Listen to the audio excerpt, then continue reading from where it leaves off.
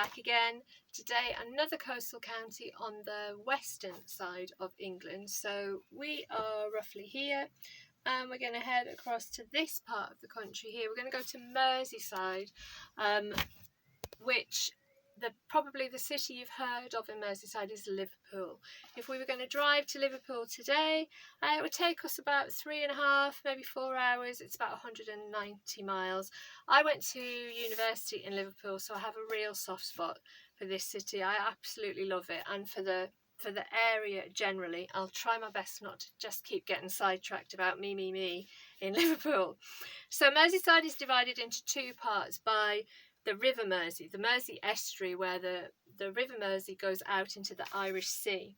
So the Wirral is located on the west of the Mersey, and the rest of the county is located on the eastern side of the Mersey.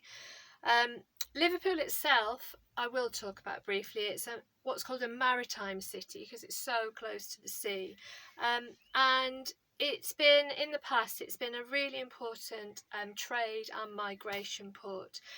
It's also the hometown of that very famous band, the Beatles.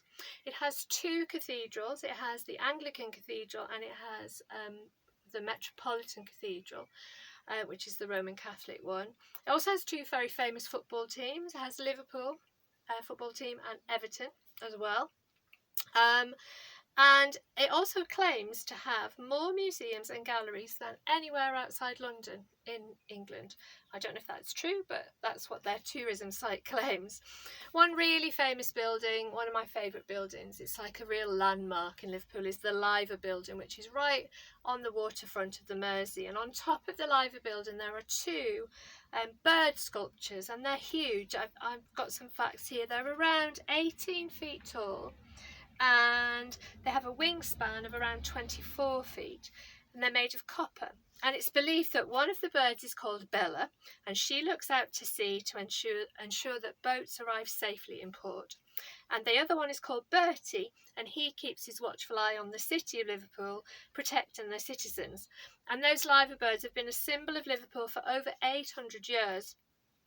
Like I said, it's a real favourite building of mine, and when I was at university in the city, from various points of the university campus, and when you're in town, you get views of the liver birds on the top of the liver building.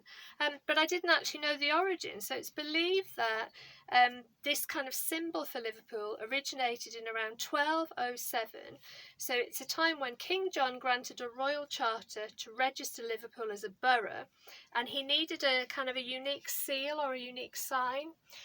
So that's when he chose a bird as part of his crest, and then that's stuck as a symbol for Liverpool as well. Okay, there's loads to see and do in Merseyside. I've just picked three things to see, places to visit. So there's a place called Port Sunlight on the Wirral, and it seems a bit like another world. It was originally built as a home for workers by someone called Lord, it's either Leverhulme or Leverhulme, and it's all beautifully maintained by the residents to look how it did when it was first built, but it is a little bit like stepping back in time. There's another town on the coast in Merseyside called Southport, kind of classic seaside resort, very popular in Victorian times. It's got a pier, it's got a marine lake, quaint tea rooms. And then just south from Southport, on the same piece of coastline, this is somewhere I visited a couple of times with my family. There's actually an art kind of exhibition, if you like, on the beach. So there's something called Another Place. I've put photos of it on the PowerPoint for Merseyside. It's a piece of modern sculpture by Sir Anthony Gormley. And it consists of 100 cast iron figures, and they're all facing out towards the sea.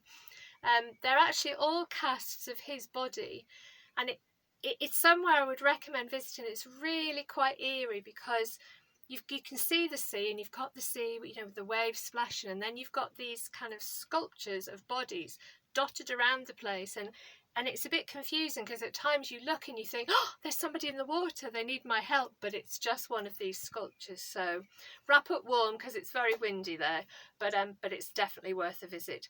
I will see you really soon. We'll go landlocked counties next time, and we're going to head to the Midlands area. We're going to head to Warwickshire. Okay, take care. See you soon.